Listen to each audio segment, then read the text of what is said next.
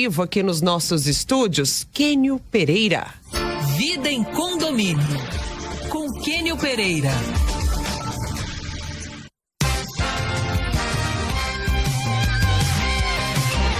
Nove e 54, Kênio Pereira, bom dia pra você, Kênio, tudo bem? Ao vivo aqui conosco. Tudo bem, bom dia, ouvintes da Rádio Band News, Murilo, Daniel. Bom dia. Maria Fernanda, é um prazer estar com vocês. Bom dia, Kênio. Bom dia, vamos lá, que tem uma pergunta de ouvinte. Essa pergunta ficou da semana passada e eu prometi pro nosso ouvinte que a gente faria ela hoje para você, o Marcelo Viana.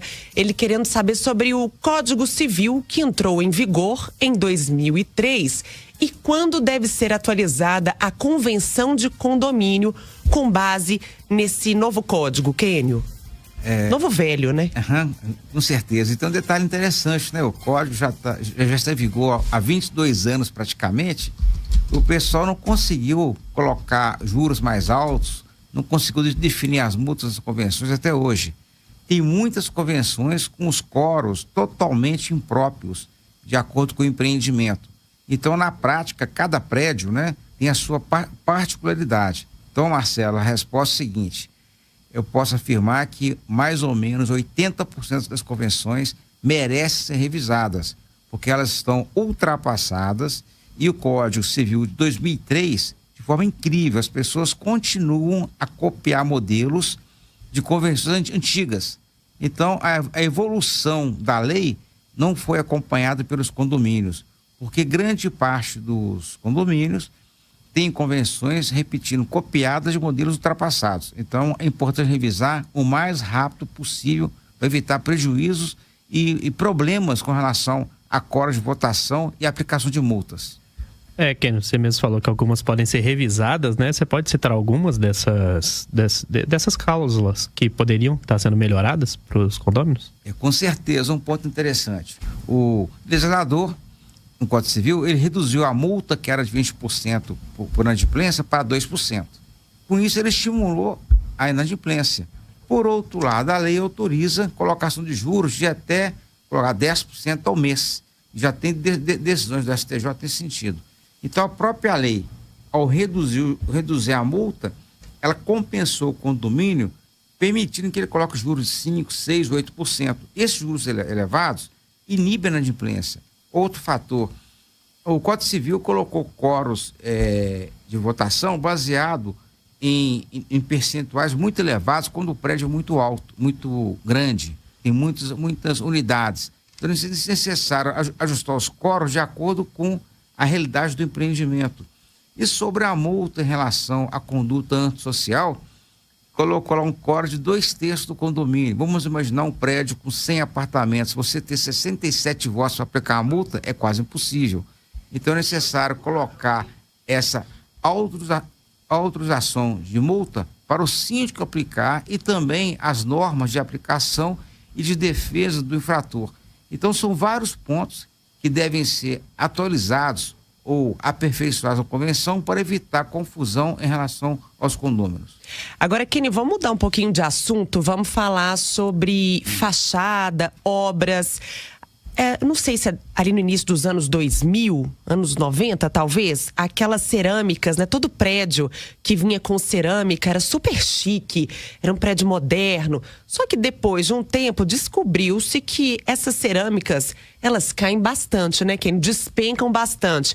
Tem uma pesquisa da Sinduscom, você trouxe aqui pra gente, que constatou que 21% dos empreendimentos do Brasil, em 21% desses empreendimentos, existe esse desplacamento das cerâmicas das fachadas.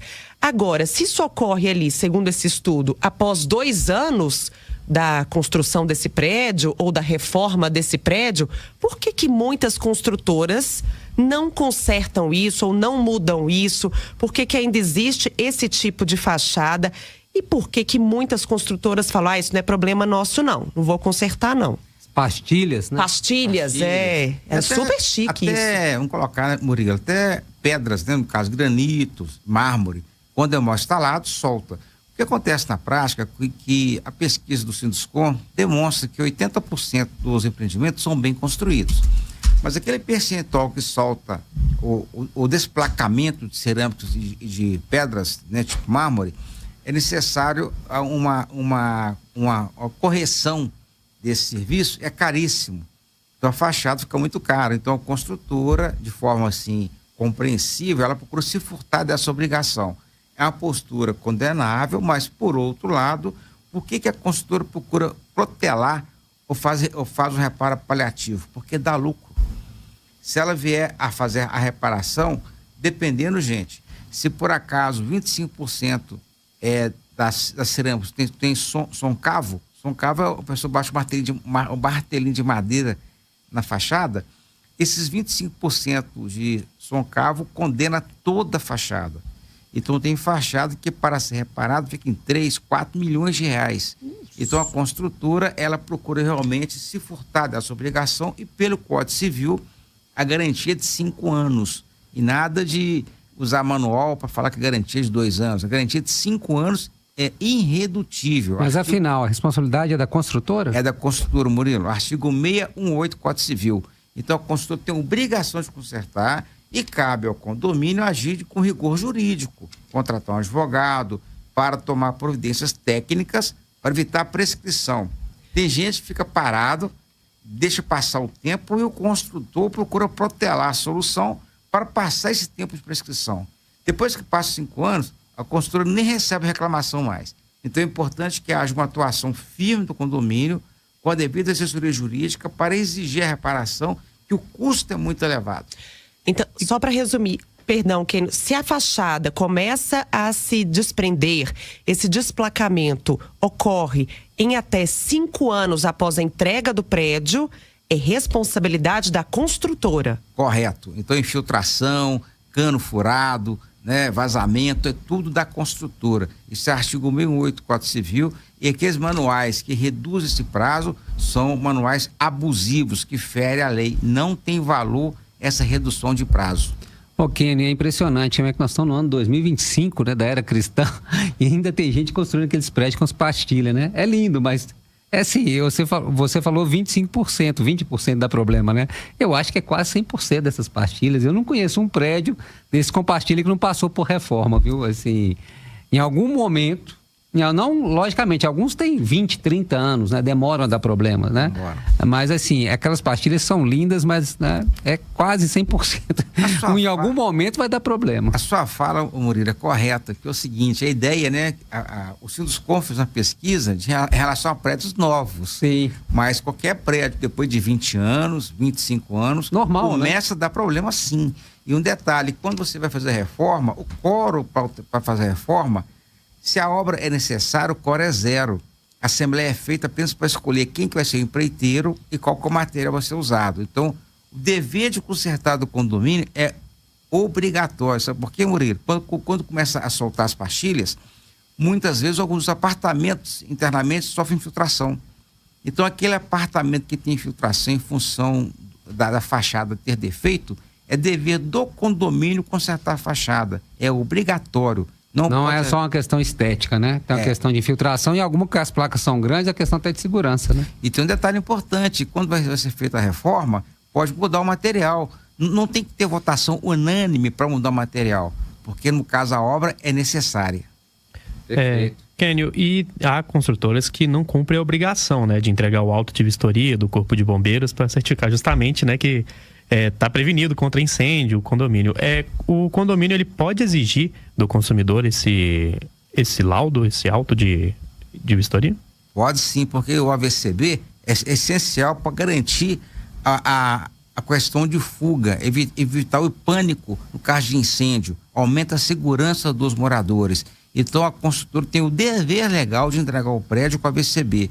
E caso o condomínio, né, os proprietários comprem o imóvel ali e passe até a posse do prédio e verifique que não tem AVCB, deve exigir, porque o custo pode ser alto. Tem situações que o construtor, às vezes, comete alguma falha, alguma coisa que o bombeiro nega o AVCB. Então, é necessário, às vezes, obras, investimentos elevados, para que o Corpo Bombeiro aprove o AVCB do prédio, qual é obrigatório. E tem um fato interessante, faltando a seguradora né? Ela pode criar problemas para pagar o sinistro, pagar a indenização.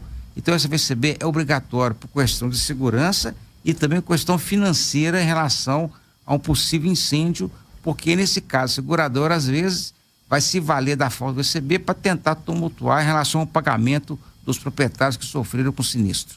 Tá certo. Kênio Pereira, nosso colunista, advogado, especialista em direito imobiliário, sempre aqui conosco às terças-feiras. Obrigada sempre, Kênio. Um bom dia para você. Um bom dia. Qualquer dúvida, viu, gente? Quiser olhar o nosso blog lá, Kênio Pereira Advogados, tem muitos artigos lá, até as gravações da Rádio Band News também estão lá no blog. Ô, Kênio, terça-feira, te convidando aqui para você estar presencialmente aqui. Nós vamos fazer uma edição especial, terça-feira que vem, 20 anos da Band News.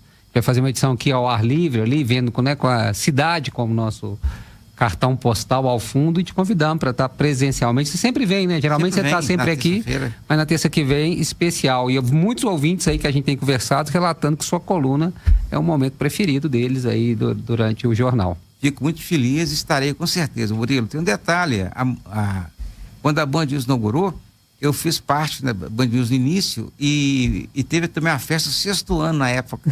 Então eu estou agora participando do 20º ano. 14 Já anos depois. Já é um veterano de Band News, hein, Kênio? Com certeza, né? Vai ser um grande prazer e até terça-feira que vem. Tá Até, okay? Kênio. Obrigada, Kênio. Um abraço. Um abraço.